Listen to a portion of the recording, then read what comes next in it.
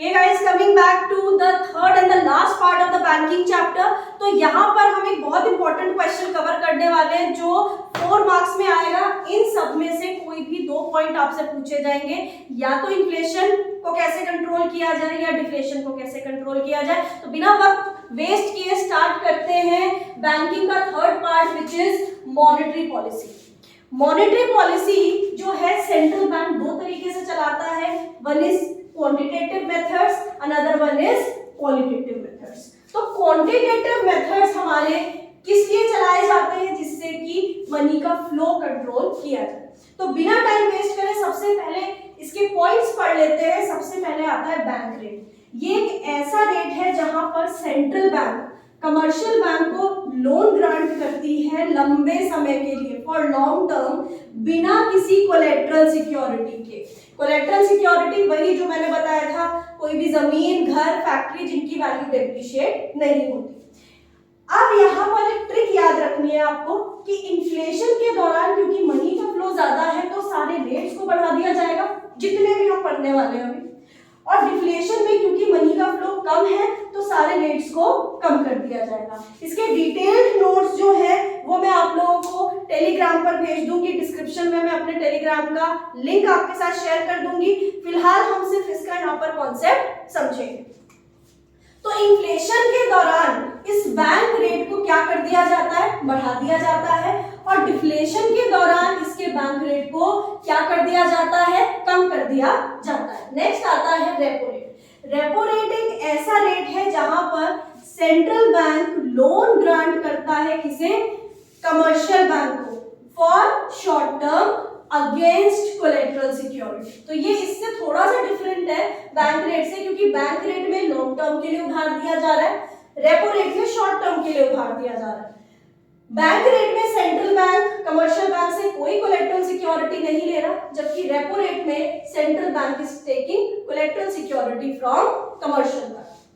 तो इन्फ्लेशन के दौरान रेपो रेट को भी बढ़ा दिया जाता है और डिफ्लेशन के टाइम पर रेपो रेट को कम कर दिया जाता है। नेक्स्ट आता है रिवर्स रेपो रेट। अब रिवर्स मतलब रेपो रेट का उल्टा। अब यहाँ पर कमर्शियल बैंक लोन ग्रांट कर रहा है किसे, सेंट्रल बैंक को। ये जनरली 14 दिन के लिए होता है, वो भी तब जिस टाइम पर कंट्री में या फिर जिस टाइम मार्च का मंथ चलता है उस दौरान ये वाला जो लोन है ये कमर्शियल बैंक सेंट्रल बैंक को देता है। तो इन्फ्लेशन को कंट्रोल करने के लिए रिवर्स रेपो रेट को बढ़ा दिया जाता है और डिफ्लेशन को कंट्रोल करने के लिए रिवर्स रेपो रेट को कम कर दिया जाता है। नेक्स्ट आता है ओपन मार्केट ऑपरेशन। ना ओपन मार्केट ऑपरेशन दो वर्ड से बना है, एक वर्ड है ओपन मार्केट, दूसरा वर्ड है ऑपरेशन। ओपन मार्केट का मतलब होता है जनरल पब्लिक और ऑपरेशन का मतलब होता है buying and selling of shares and government securities. तो जब सेंट्रल बैंक बाय करता है या सेल करता है गवर्नमेंट के शेयर्स और सिक्योरिटीज जनरल पब्लिक को, तो उसको हम क्या बोलते हैं, ओपन मार्केट ऑपरेशन। इसको याद रखने की ट्रिक समझो, आप याद रखोगे ISDB से। I stands for inflation. Inflation को कंट्रोल करने के लिए सेंट्रल बैंक S यानी सेल करेगा सिक्योरिटीज, एंड D डिफ्लेशन को कंट्रोल करने के लिए सेंट्रल बैंक B यानी बाय करेगा इन सिक्योरिटीज। नेक्स्ट आता है cash reserve ratio. Cash reserve ratio होता है एक मिनिमम अमाउंट ऑफ कैश जो कमर्शियल बैंक्स को कहां मेंटेन करना पड़ता है, maintaining with the central bank. Inflation को कंट्रोल करने के लिए कैश रिजर्व रेशियो को भी बढ़ा दिया जाएगा, जैसा हम कह रहे थे इन्फ्लेशन में सारे रेट बढ़ेंगे, और डिफ्लेशन को कंट्रोल करने के लिए कैश रिजर्व रेशियो को कम कर दिया जाएगा। नेक्स्ट आता है स्टैट्यूटरी लिक्विडिटी रेशियो। ये एक मिनिमम अमाउंट है, लिक्विडिटी मतलब लिक्विड एसेट्स जैसे कोई भी गोल्ड, शेयर्स, बॉन्ड्स, सिक्योरिटीज, इनका जो एक मिनिमम अमाउंट है वो कमर्शियल बैंक्स अपने खुद के पास मेंटेन करते हैं सेंट्रल बैंक के ऑर्डर्स पे। तो इन्फ्लेशन के दौरान स्टैट्यूटरी लिक्विडिटी रेशियो को भी बढ़ा दिया जाएगा और डिफ्लेशन के टाइम स्टैट्यूटरी लिक्विडिटी रेशियो को कम कर दिया जाएगा। अब आ जाते हैं क्वालिटेटिव मेथड्स पे। तो क्वालिटेटिव मेथड्स सेंट्रल बैंक इसलिए चलाता है जिससे वो मनी की डायरेक्शन को इन्फ्लुएंस कर सकता है। इसमें सबसे पहला पॉइंट आता है लीगल मार्जिन रिक्वायरमेंट। अब सबसे पहले इसका मतलब समझो।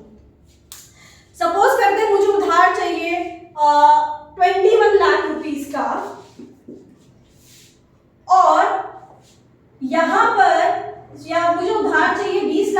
जाएगा तो बैंक मुझे कहेगा 20 लाख से ज्यादा की सिक्योरिटी आपको रखवानी है।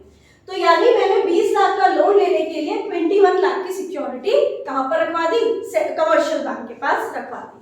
तो अब यहाँ पर कितने का डिफरेंस आ गया? ये 1 लाख रुपीस का। तो ये जो 1 लाख का डिफरेंस है between the amount of loan and the security which I have kept, उसको हम लीगल मार्जिन रिक्वायरमेंट बोलते हैं। तो लीगल मार्जिन रिक्वायरमेंट क्या हो गया? Difference between the actual value of security जो कि हमने रखवाई थी 21 lakh and the loan granted against those securities जो कि कितना था? 20 लाख। इन्फ्लेशन को कंट्रोल करने के लिए इस लीगल मार्जिन रिक्वायरमेंट LMR को भी बढ़ा दिया जाता है और डिफ्लेशन को कंट्रोल करने के लिए इसे कम कर दिया जाता है। नेक्स्ट आता है मॉरल सुएशन। सुएशन वर्ड का मतलब क्या होता है? परसुएड करना, प्रेशराइज करना। तो जब सेंट्रल बैंक प्रेशराइज करता है, परसुएड करता है, एडवाइज करता है, रिक्वेस्ट करता है, ऑर्डर इंस्ट्रक्शन देता है, किसे? commercial bank को. So it refers to the pressure, persuasion, advice, request, order, instruction given by central bank to commercial bank in regard of some policies, उसको हम moral suasion बोलते हैं। इन्फ्लेशन के टाइम पर ये सारी चीजें ज्यादा कर देता है सेंट्रल बैंक, बढ़ा देता है, डिफ्लेशन के टाइम पर ये फॉल हो जाते हैं। नेक्स्ट पॉइंट आता है डायरेक्ट एक्शन। डायरेक्ट एक्शन का मतलब होता है कि क्या टाइप के एक्शन सेंट्रल बैंक ले रहा है कमर्शियल बैंक के फेवर में या उनके अगेंस्ट। फेवर में क्या होगा? क्योंकि ब्रांच एक्सपैंड हो जाएगी, किसी भी कमर्शियल बैंक को लाइसेंस मिल जाएगा। अगेंस्ट क्या हो सकता है कि किसी भी बैंक को बंद कर दिया जाएगा, लिक्विडेट कर दिया जाएगा, उनके एसेट्स को बेच दिया जाएगा यानी लिक्विडेशन ऑफ एसेट्स, या उन बैंक्स को किसी और बैंक के साथ ज्वाइन यानी अमैलगमेट कर दिया जाएगा। So it refers to the action taken by central bank in form of liquidation of banks and their assets, branch expansion, amalgamation of banks, branch licensing, etc. Inflation के दौरान सेंट्रल बैंक स्ट्रिक्ट हो जाता है और deflation के time पर वो relaxed action लेता है।